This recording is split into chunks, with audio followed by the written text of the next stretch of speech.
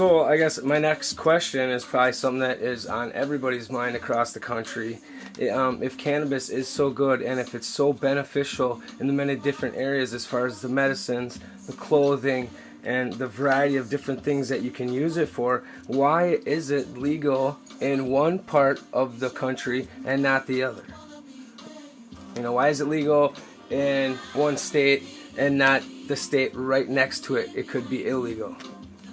I feel this has a lot to do with the corporate control over our government. Because in the early 1900s, getting through World War I, victorious, it took the hemp growers of America, the cannabis growers of America. And by the end of the war, the corporate world had realized a trade industry had begun. Farmers that grew hemp traded with farmers that had cows, and that's how the farmers got their milk.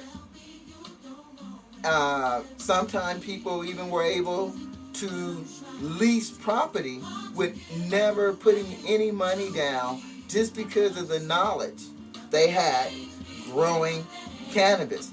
And the government began to say, this is dangerous. DuPont said, well, I've been telling you for a long time, I got a plastic rope formula that if you could stop this hemp rope from being made, that's much better than a plastic rope. Hey, we'll make billions off this plastic rope. So we have two things going on here. Corporate greed, and unfortunately, our government, big chains on them. And personally, I would like to do a favor for Obama, just in case he is really a good president.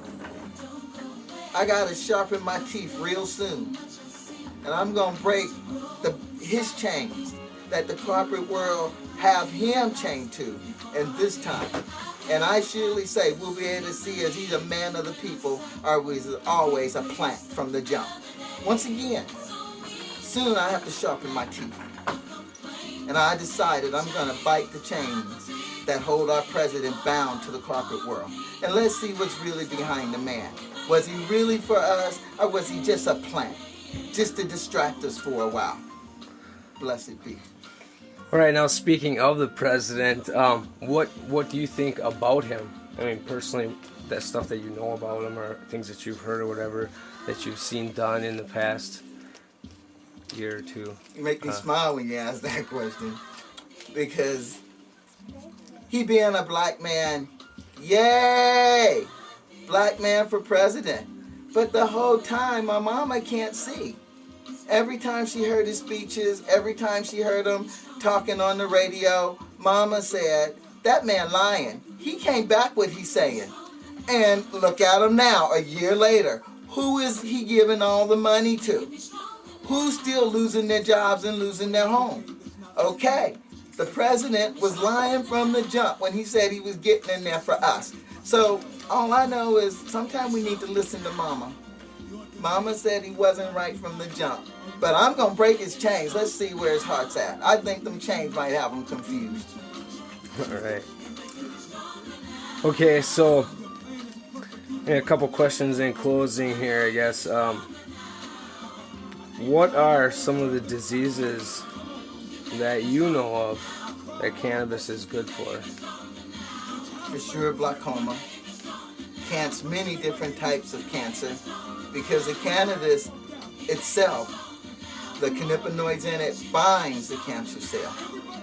We've noticed different types of eczema. When you cook the oil on a low fire, whether it's leaf or buds, it doesn't make a difference. And you rub that oil on different skin disorders, it just knocks it right out. It takes time. And more, I notice the people that come to visit me, it's the nervousness that begin them scratching that we have to get down to. Like working 2 jobs and still can't pay their bills. Single mom raising 2 children.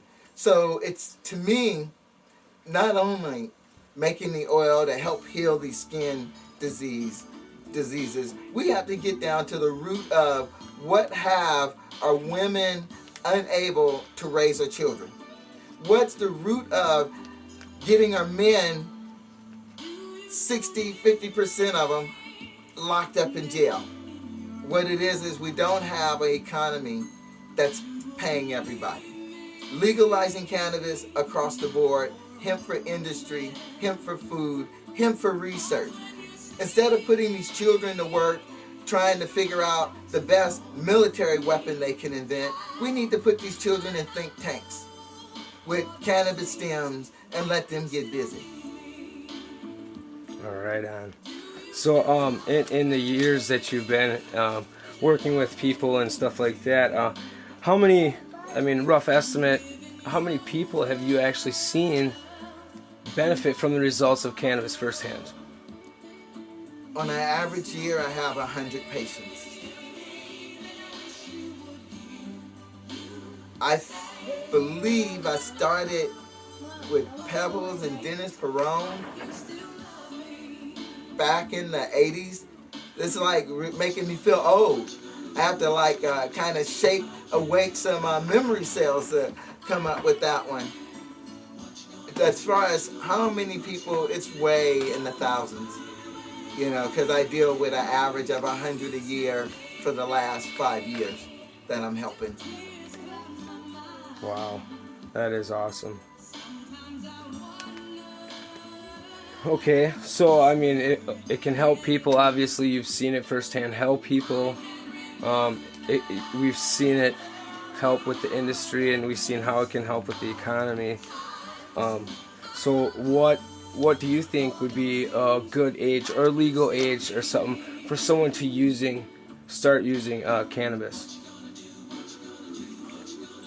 That's an interesting question, because I've met people who've come from like Arizona, where they've only smoked Mexican herb for all their life, and then they come to the West and they smoke one joint. They hallucinate and have to go to the emergency room. So, to be safe, I would like to say there is no safe age for smoking cannabis.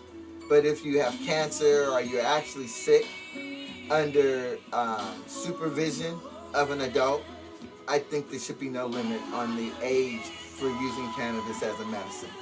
But for sure, smoking it leisurely, it should be like tobacco or alcohol. Okay, so I don't know if I got this before or not, but the two... Or with parents' consent. Right on. You see what I'm saying? Because the Mormon Church, for example, over the last 32, 33 years, I've dealt with a lot of the elders, I've dealt with a lot of the children as they're sometime in their backsliding state, and sometimes I'm dealing with them when they're at the best they can be. But one thing I've noticed that was common among the Mormon church, that the children taught me that their parents gave like a leisure attitude about the use of cannabis over the use of alcohol. You see what I'm saying? And whether the Mormon church own up to this or not, I've dealt with enough of their children over the 30-something years that I've traveled that have consistently said, as long as they kept their grades up, you know, their parents ignored it. You know, not say, knock on the door saying, oh, you're smoking in there good, I'd rather you be smoking than drinking. No, it's nothing like that. But their parents ignored it, you know, because they were keeping their grades up. Their friends were all at home, not out in the streets, sitting in the room, smoking, listening to music, or doing homework. So, under a parent's supervision, I wouldn't say that we shouldn't put an age on it. Because, you know, the parents should always be the ones that make decisions like that. So what does, I mean, all in all, what does 215 mean? It's a step to healing the economy, healing the planet, coming up with another byproduct that is going to just like amaze us at what we're going to be able to do. You know, as far as for making vehicles, fiber for clothing, revolutionizing the fuel industry, because hempanol is a real thing, especially when you get a little corn oil mixed with it. You got a hot fire and an oil for a car. So we could really change things from where it is now and create a lot of jobs, because it's an industry that is open-ended as far as food, clothing. Ford even came up with a body design that was soy rosin, and hemp fiber. You could hit that thing with a fireman's axe and not put a dent in it. So what I'm saying is a lot is hidden from us due to patents and our government wanting to keep us asleep and attempting. Don't let them know I told you. They're trying to snap us into a dark age again. That's why they're letting the job be shipped overseas, and they're getting everybody angry because they want you to fight each other for a while. They couldn't trick you with the race game because you stay ahead of that. You know, they get a little running out of it, but your children are too smart. They can't keep up a lie. So the race game don't go nowhere. So now they're coming with the next one, the worst one ever, just to try to get people hungry, starving, where you're going to want to fight each other and hurt each other, and then technology gone. But I see the Holy Spirit has a plan for humanity that is much greater than the Bible doom story that the Christians have been trying to teach us for a long time. And remember, your children are not born in sin. They were born under the grace of Yeshua ben HaMashiach, who you call Jesus Christ. So stop lying to yourself, saying you're born in sin. Accept the grace that's coming through Christ. We learn sin. That's what we're learning right now under colonization. We're learning sin. Get that straight. No one's born in sin since Christ was born and died on the cross for our sins. That's over. All right, I got one more question, and here goes. What does cannabis actually do to your neuroreceptors? Wow, this is deep.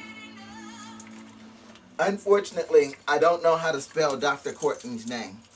Before the government patent the healing agent, the U.S. government has patented the healing agent that's in cannabis. They don't want to make a medicine with it. They want to make sure, like, if you make a medicine with it, they want to say, we own the patent. But I know we the people are much stronger than that. So what was your question again? What does cannabis do to your neuroreceptors? What it does is it increases the amount of neuroreceptors that you have. So let's say you damage a nerve, but the nerve doesn't get healed. You start eating more cannabis and drinking more cannabis tea. The receptors that connect that nerve to the skin. I want to say I have no. Well, all over your body, I'd imagine. Well, at the center of the back of your neck. Oh, your spinal There's a cord. center place there where many nerves come together. So say you damage a nerve there. When you start eating cannabis, that damaged nerve, let's say if it had 3 neuroreceptors there, 21 days of eating cannabis, you're going to start growing 9 neuroreceptors. So even though the nerve itself hasn't healed, the energy passing through the nerve has increased more efficiently. And I have to recommend Dr. Courtney to his website, which I do not know, for you to get the information on these neuroreceptors and how they work and the most current research. And I think we have that available. Check it out. Oh. All right, I think that's it. Hold on, let me just make sure because I want to say like while he's checking on his questions, just in case this gets in. If we get the drum beat going again, the one that they made illegal. I mean, a lot of you don't know what I'm talking about because it's been illegal for you too long. But we need to get community drumming, rallying, gathering around the drums. And I'm not saying somebody can't come with their guitar or their flute, but I'm talking about the heartbeat. Because